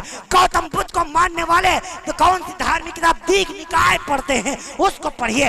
हाँ हाँ, सबसे आला पैगाम पैगाम इस्लाम का पैगाम है। क्यों? इस्लाम का पैगाम पैगाम मोहब्बत है, इस्लाम का पैगाम पैगाम शफकत है। हाँ हाँ, तुम्हारी नजरों में एक इंसान का कत्ल तो कत्ल कहा जाता है, लेकिन हमारा इस्लाम कहता है, हमारा कुरान कहता है, अगर किसी शख्स ने नाहक किसी एक इंसान का कत्ल कर दिया, अगर किसी शख्स ने नाहक किसी एक इंसान का, हाफिज का नहीं, आलिम का नहीं, मुहक्किक का नहीं, मुदब्बिर का नहीं, मुफस्सिर का नहीं, किसी एक इंसान का कत्ल कर दिया, ख्वाह वो किसी धर्म से ताल्लुक रखता हो, किसी एक इंसान का कत्ल कर दिया, तो कुरान कहता है वक़तल अन्नास जमीआ, गोया उसने तमाम इंसानियत का कत्ल कर दिया। बताओ इससे ज्यादा पैगाम मोहब्बत किस धर्म में दी गई है? ये हम पर गलत इल्जाम लगाया जाता है। इस्लाम हमेशा मोहब्बतों की बात करता है, हमेशा चाहतों की बात करता है। वो नबी तो ये कह के चला गया, ला तहसदू वला तबागदू वला तदाबरू वला तनाजशू कुनू इबादल्लाहि इख्वाना अल मुस्लिम अखुल मुस्लिम लैसल मुमिनु बित्ताहान वला बिल्लाहान वअलल फाहिश वअलल बदी। या इस्लाम का पैगाम है, या कुरान का पैगाम है। किसी के साथ नफरत ना करो, मोहब्बत को आम करो, मोहब्बत के साथ रहो, माओ की खिदमत करो। माँ क्या होती है? आओ मुझसे पूछो क्योंकि मेरे पास माँ नहीं है। बाप क्या होता है? आओ मुझसे पूछो क्योंकि मेरे पास बाप भी नहीं है। अजीजों, बस अब मैं अपनी बात दो मिनट में समेटने वाला हूँ। मैं अर्ज कर दूं आपसे, वालिदैन से मोहब्बत करिए, वह थोड़ा सा वक्त निकालिए। माँ बाप बूढ़े हो गए, थोड़ा सा वक्त इनके लिए निकालिए। हमेशा अपनी बीवी के बाहों में मत रहिए, मैं आपको मना नहीं करता, लेकिन थोड़ा सा वक्त अपनी बूढ़ी माँ के लिए जरूर निकालिए, बूढ़े बाप के लिए जरूर निकालिए। यही माँ है, यही बाप है जिसने बचपन में तुम्हें पाला बड़ा किया। जिस दिन से घर में बच्चा पैदा होता है, उस दिन से वालिदैन अपने लिए जीना छोड़ देते हैं, औलाद के लिए जीना शुरू कर देते हैं। हाँ हाँ, हमेशा बाप की कोशिश रहती है मेरा बेटा मुझसे आगे निकल जाए, तरक्की में मुझसे आगे पहुंच जाए। हमेशा एक बाप की ख्वाहिश रहती है मेरा बेटा सुकून से जिंदगी गुजारे। एक माँ की हमेशा ख्वाहिश रहती है मेरे बेटे की सारी ख्वाहिशें पूरी हो जाए। आए लोगों, इस माँ बाप की खिदमत किया करो। अल्लाह ने किसी की खिदमत को अपनी इबादत के साथ शरीयत में नहीं जोड़ा, लेकिन वालिदैन की खिदमत को अपनी इबादत के साथ जोड़ा है। वक़ज़ा रब्बुका अल्ला ताबुदू इल्ला इय्याह व बिल वालिदैनि इहसाना। तुम इबादत तो वक़ज़ा रब्बुका, क़ज़ा फैसला आ गया रब्बे दुल जलाल का। इमामुल मुफस्सिरीन अल्लामा राज़ी ने तफसीर कबीर में लिखा, इमामुल मुफस्सिरीन अल्लामा आलूसी ने रूहुल मानी में लिखा, वक़ज़ा रब्बुका, फैसला आ गया रब्बे दुल जलाल का। जज बन गया रब्बे दुल जलाल, मोहर लगा दी रब्बे दुल जलाल ने। किस बात पर? अल्लाह ताबुदू इल्ला इय्याह, तुझे इबादत तो अल्लाह की करनी है। व बिल वालिदैनि इहसाना, और अपने वालिदैन के साथ हुस्ने सुलूक करना है। वही मा यब्लुगन्नका इंदकल किबर, ये दोनों में से एक जब बुढ़ापे की हालत को पहुंच जाए तो वक़ुल लहुमा क़ौलन करीमा, इनके सामने बड़ी नरमी से बात करना, हाथ बांध के खड़े रहना। हाँ हाँ, एक भी लफ्ज़ इनके सामने ऊंची आवाज से मत निकालना, वरना तेरी जिंदगी की नेकियां बर्बाद कर दी जाएंगी। जैसे माँ बाप की नेकी की दुआएं कबूल होती हैं, ऐसे माँ बाप की बद्दुआएं भी कबूल होती हैं। हाँ हाँ, माओ की खिदमत किया करो। मेरी माँ नहीं है, मुझसे पूछो माँ क्या होती है। अजीजों, बाप तो 10 साल पहले चला गया। अभी पिछले साल 12 जून 2022 बरोज पीर मेरी माँ भी मुझे छोड़ के दुनिया से चली गई। मैं जौनपुर पूर्वांचल में था, मेरे पास फोन गया, भागा मैं पूरे तौर पर वापस अपने शहर लखीमपुर पहुंचा। रात के 1 बज चुके थे।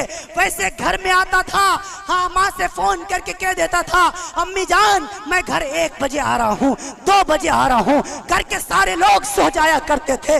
भाभी साहिबा सो जाती थी, बेगम साहबा सो जाती थी, बेटियां भतीजियां सो जाती थी, लेकिन बूढ़ी माँ की बूढ़ी आंखें जाग करके अपने बेटे का इंतजार किया करती थी। लेकिन उस दिन मेरी माँ ने फोन पर भी बात नहीं की। उस दिन वैसे मेरी माँ जागा करती थी, हाँ, लेकिन उस दिन जब मैं गया तो जाकर के मैंने देखा आज माँ सोई हुई है। वैसे माँ उठकर गले से लगाती थी, मेरे सर को सहलाती थी, बेटा थका हुआ आ रहा है, सारी थकन दूर हो जाया करती थी। मेरी माँ बूढ़ी थी, तकरीबन 82 साल की उम्र थी, लेकिन जब मैं घर जाता था मेरी माँ के बूढ़े कदम किचन की तरफ उठ जाया करते थे। वो मेरे लिए चाय बना के लाया करती थी। मेरी बीवी कहती अम्मी जान मैं बनाती हूँ ना, मेरी भाभी कहती अम्मी जान मैं बनाती हूँ ना। मेरी माँ कहती नहीं, मेरा बेटा बहुत दूर से आ रहा है, मेरा बेटा बहुत दूर से आ रहा है, इसके लिए दिल करता है इसकी माँ चाय बना के इसको पिलाए। मैं नौजवानों अल्लाह की जात की कसम खा के कहता हूँ, मिंबरे रसूल पे बैठा हूँ, माँ के हाथ की बनी हुई चाय का एक घूंट मैं हलक से नीचे उतारता था, हजारों किलोमीटर की थकन दूर हो जाया करती थी। अब जाता हूँ घर वही है, दर वही है, सब कुछ वही है, लेकिन माँ नहीं है, माँ नहीं है। मैंने देखा माँ लेटी हुई है, सारी बहनें मौजूद थी, सारी खामोश हो गई, कहीं भाई मेरा रोने ना लगे। मैं जज्बाती हो गया, मेरे सारे घर वाले मौजूद थे। माँ की लाश को देख करके मैं कहने लग गया, आए ना आए मेरी बहनों, आए मेरे घर वालों, तुम मुझे झूठी तसल्ली ना दो। मैं जानता हूँ आज के बाद जब मैं इस घर में आऊंगा, तो आज के बाद जब मैं इस घर में कदम रखूंगा, मुझे चचा कहने वाले भतीजे तो मिल जाएंगे, मामू कहने वाले भांजिया तो मिल जाएंगी, भैया कहने वाले भाई तो मिल जाएंगे, लेकिन बेटा कहने वाली माँ मुझे अब कभी नहीं मिलेगी। अजीजों, अब जब घर जाता हूँ सारे लोग मिलते हैं, लेकिन बेटा कहने वाली माँ मुझसे दूर हो चुकी है। नौजवानों, उस माँ की कदर करो जिस माँ की गोदी में सर रखकर अपने दिल में सुरूर महसूस किया करता था। उस माँ को कब्र की गोद में सुला के आया हूँ, जिस माँ की गोद में बैठ करके मैं अपनी थकन दूर किया करता था, उस माँ को कब्र के हवाले करके आया हूँ। ये दिन आने से पहले अपनी माँ की खिदमत करो, अपनी माँ की खिदमत करो।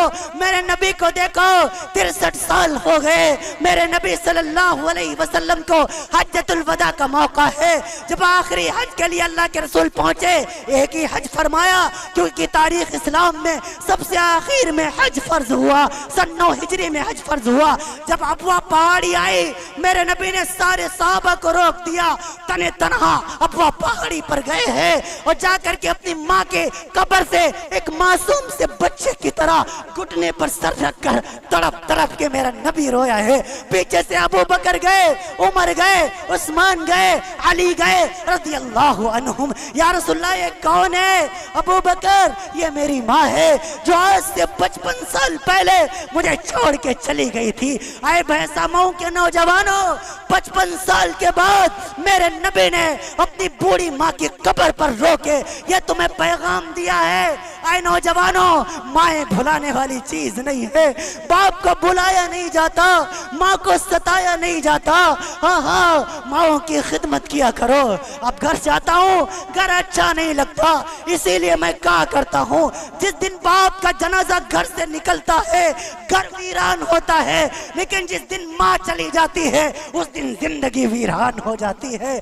आए नौजवानों, माओ की कदर करो, वालिद की कदर करो, यही जलसों का पैगाम है। अगर आज तुमने अपने माँ बाप की कदर नहीं की तो याद रखना कल को तुम भी जवान होने वाले हो, तुम्हारी भी शादी होने वाली है, तुम्हारे घर में भी औलाद पैदा होने वाली है, तुम भी बाप बनने वाले हो, फिर तुम्हारी औलाद भी तुम्हारे साथ वही सलूक करेगी जो तुम अपने वालिदैन के साथ किया करते हो। उमूमी तौर पर रब्बे जुल जलाल अक्सरी तौर पर गुनाहों की सजा दुनिया में नहीं देता, लेकिन बैरुल राइक में है 2 गुनाहों की सजा रब्बे जुल जलाल मरने से पहले दुनिया ही में दे दिया करता है। एक नाहक कत्ल करने वाले को, दूसरा वालिदैन को सताने वाले को, वालिदैन के नाफरमानी करने वाले को अल्लाह ताला वालिदैन की खिदमत करने की तौफीक नसीब फरमाए। आए रब्बे दुल जलाल, जिनके माँ बाप या दोनों में से एक जिंदा है, आए अल्लाह उनको नूह अलैहिस्सलाम की उम्र अता फरमा दीजिए,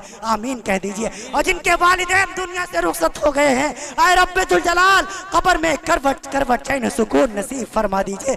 वक्त काफी हो चुका, तबीयत में बशासत नहीं, थकन के भी एहसासात हैं, अब फजर हो जाएगी मुझे पहुंचते पहुंचते। अल्लाह ताला आप सबको कबूल फरमाए। जो बातें कही गई उन पर आप सबको और आपकी बरकतों से मुझ जैसे नालायक को भी अल्लाह अमल की तौफीक नसीब फरमाए। लैतक तहलु अल अयाम मरीरतुन व लैतक तरदा वल अनआम गदाबु व लैतल्लज़ी बैनी व बैनक आमिरुन व बैनल आलमीन खराबु। आए खुदा, जिस्म में जब तक कि मेरे जान रहे, तेरे सदके तेरे महबूब पे कुर्बान रहे, कुछ रहे या न रहे, पर ये दुआ है कि ला मौत के वक्त सलामत हम सब का ईमान रहे। वाखिरु दावाना अल्हम्दुलिल्लाहि रब्बिल आलमीन।